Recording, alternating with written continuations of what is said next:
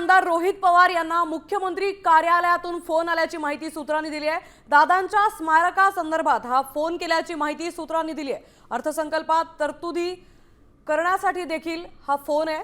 तर बऱ्याच गोष्टींबद्दल यात चर्चा करण्यात आली आहे। तर आपले प्रतिनिधी गिरीश कांबळे आपल्या सोबत जोडले गेले आहेत। गिरीश, नेमके काय अपडेट्स आहेत? रोहित पवारांना सीएमए कडून फोन आलाय। दिवंगत राज्याचे माजी उपमुख्यमंत्री अजित पवार यांचा पुतळा बांधण्यासाठी या संदर्भात बैठक आहे आणि या बैठकीसाठी फोन आहे तो सीएमओ कार्यालयातून रोहित पवारांना गेल्याची माहिती मिळते। या पुतळ्या संदर्भातील जो बजेट आहे त्या बजेट संदर्भात काही चर्चा करण्यासाठी फोन घ्या। मात्र रोहित पवार आज बारामतीत आहेत।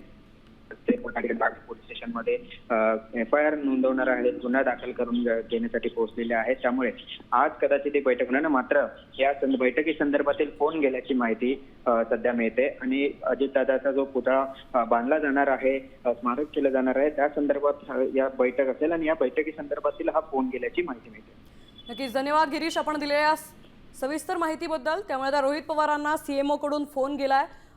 अनेक मुद्द्यांवर या फोनमध्ये चर्चा झाली असल्याची माहिती सूत्रांनी दिली आहे।